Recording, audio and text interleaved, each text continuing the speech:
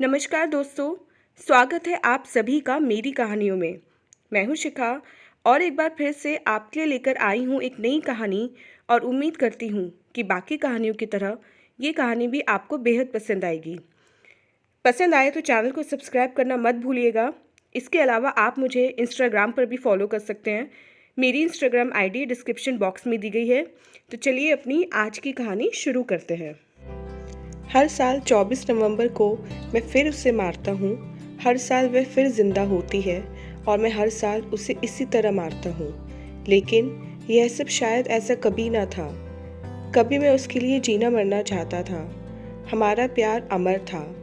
दुनिया के रीति रिवाजों को छोड़ मैंने उसके लिए एक ऐसी दुनिया बनाई थी जहाँ सिर्फ दो शख्स थे, एक मैं और एक वो।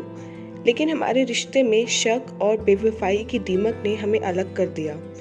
हम कभी दो शरीर एक जान हुआ करते थे, लेकिन मैंने अपने ही हाथों अपनी जान ले ली। ये कहानी है मेरी आत्महत्या की। कॉलेज के दिन बड़े हसीन थे। सुबह अलसाई आंखें लेकर कॉलेज जाना और फिर क्लास लेने की जगह सीधे कैंटीन में चाय पीना जैसे एक रूटीन बन गया था। क्लास में पढ़ने में यूँ तो मैं कमज़ोर नहीं था, लेकिन क्लास में बैठना बोर लगता था। ऐसे एक दिन कैंटीन में बैठा था कि पास आकर बैठी रुचि इस कहानी और मेरी ज़िंदगी का सबसे हसीन और बदसूरत किरदार। दिखने में कुछ खास तो नहीं थी रुचि, लेकिन जितना रुचिकर उसका नाम था उतना ही रुचिकर उसका स्वभाव। कैंटीन में चूंकि हम दोनों अकेले थे, इसलिए मैंने उससे पूछ लिया कि क्या आज क्लास में टीचर नहीं आई। रुचि बोली, नहीं टीचर तो आई है, लेकिन उसका भी आज मन नहीं लग रहा, इसलिए बाहर आ गई। थोड़ी देर तक हमारे बीच रूटीन बातचीत हुई और हमने यूं ही फॉर्मेलिटी के लिए नंबर एक्सचेंज किए। पहले एसएमएस और फिर फ़ोनों का ऐसा दौर चालू हुआ कि डिग्री ख़त्म होते होते हमारी हल्की दोस्ती गहरे प्यार में बदल गई। कॉलेज ख़त्म होने के बाद मुझे एक बड़े मल्टीनेशनल कंपनी में जॉब लगी, तो मैंने अपने पिताजी को उसके घर रिश्ता लेकर भेजा। हमारे प्यार को इतनी जल्दी और बिना किसी रोक टोक के अपनी मंजिल मिलेगी, इसकी उम्मीद मुझे नहीं थी, लेकिन जो कुछ हुआ वह बहुत खुशनुमा था।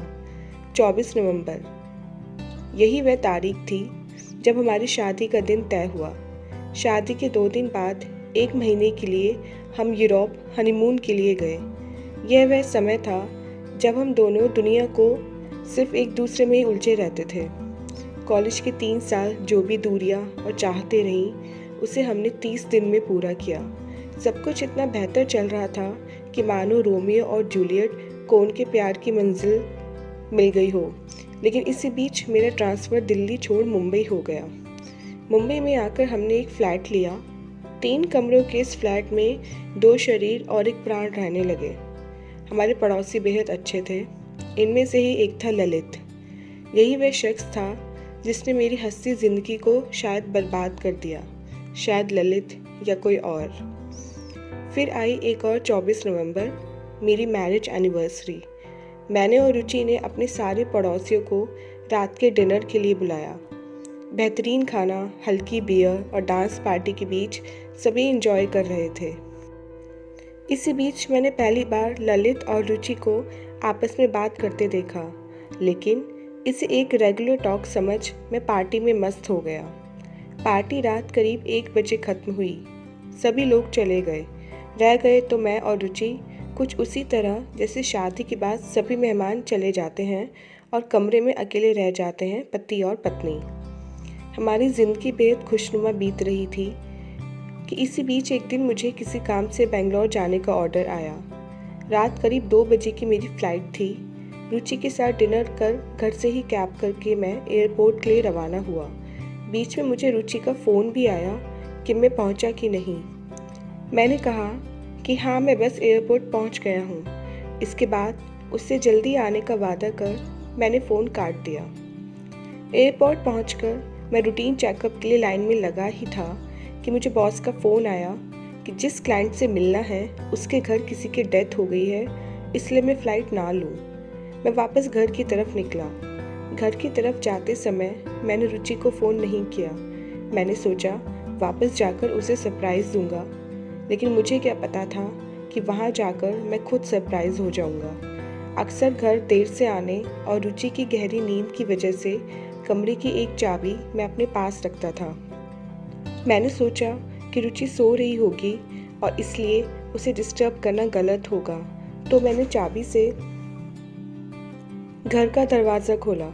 लेकिन जैसे ही मैं कमरे में दाखिल हुआ, मेरे पाँव तले ज़मीन खिसक गई। कमरे में रुचि के अलावा किसी दूसरे शख्स की भी आवाज़ थी और शायद मैं इस आवाज़ को पहचानता था। यह आवाज़ ललित की थी। जैसे ही मैं बेडरूम की तरफ बढ़ा तो मेरा दिल धक सा रह गया। कमरे में रुचि ललित की बाहों में थी। मुझे उसका चेहरा तो नहीं दिखा, लेकिन उसके हाथ का कंगन और उसकी नाइट ड्रेस को मैं अच्छे से पहचानता था। वह रुचि जिसके लिए मैंने अपने परिवार से अलग एकल रहने का निर्णय लिया था, वही रुचि जिसके साथ मैंने एक तरह से प्रेम विवाह किया था। यह सब देखकर तो मेरा एक पल को मन हुआ कि मैं उसी वक्त किचन में पड़े चाकू से रुचि की हत्या कर दूं, लेकिन उस वक्त रुचि को चौंका कर मैं उसे पछताने का मौका नहीं देना चाहता था। मैं दबे पांव कमरे से बाहर आ गया। 3 कमरों के अपने ही फ्लैट से अजनबी और पराया होकर जाने के दर्द को मेरी आंखें संभाल न सकीं। उस पूरी रात मैंने रोड के किनारे चलते चलते बिताई और एक ऐसा फैसला किया जो बेहद भयानक था। सुबह जब मैं घर पहुंचा तो मुझे देखकर रुचि हैरान रह गई। मैंने उससे बोल दिया कि फ़्लाइट कैंसिल हो गई थी तो बाद में जाऊंगा। उसने पूरा दिन मुझसे पहले की ही तरह बात की। मुझे कहीं से भी उसके बर्ताव पर शक नहीं हुआ। मैंने उसका फ़ोन चेक किया, फेसबुक, इंस्टा, लेकिन कहीं भी कुछ नहीं मिला। मेरे दिमाग ने मुझसे कहा कि चोर कहीं अपनी चोरी की निशानी छोड़ता है भला। रात का खाना खाकर हम लेट गए। रुचि कोई किताब पढ़ रही थी जब मैंने उसकी तरफ करवट ली। मेरी आंखों में आंसू थे। मैंने रुचि को आखिरी बार गले लगाया और फिर उसको बिस्तर पर लिटाकर उसके मुंह पर तकिया रखकर उसका दम घोटने लगा। रुचि सकते में रह गई। उसको यकीन ही नहीं आ रहा था कि मुझे क्या हो गया है। जितना मैं छटपटा रही थी उतना ही मुझे मज़ा आ रहा था। कुछ देर छटपटाने के बाद उसने हिलना डुलना बंद कर दिया। उसकी आंखें बाहर को निकली हुई थीं। मैंने बेड से उतरकर पुलिस को फ़ोन किया। जल्द ही मैं गिरफ्तार हो गया, लेकिन अपनी गिरफ्तारी का मुझे कोई अफसोस नहीं था। बस मेरे मन में ललित को भी मारने की इच्छा थी, वही पूरी नहीं हो पाई। खैर, मैं जेल में अपनी सज़ा काट रहा था, लेकिन असली सज़ा मिलनी मुझे अभी बाकी थी। एक दिन रुचि की सहेली सपना जेल में मुझसे मिलने आई और उसने जो कुछ मुझे बताया उसे सुनकर मैं दहाड़े मार मार कर रोने लगा। मुझे धरती आसमान एक होते नजर आए। सपना ने मुझे रुचि का कंगन वापस किया और बोली, जीजू, ये रुचि का कंगन है, आपको देने आई हूँ। जिस दिन आपकी बेंगलोर की फ़्लाइट थी, मैं आपके घर आई थी। मेरा अपने मंगेतर से झगड़ा हो गया था तो रुचि से बात करने आई थी।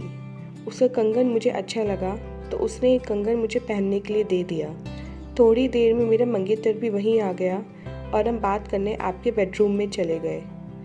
रुचि ने मुझे अपनी नाइटी भी पहनने को दी और वो छोटे वाले बेडरूम में जाकर सो गई। सुबह मेरा मंगेतर और मैं 5 बजे के करीब ही आपके फ्लैट से निकल गए कि कहीं कोई देख ना ले, और उसी रात रुचि इस दुनिया से चली गई।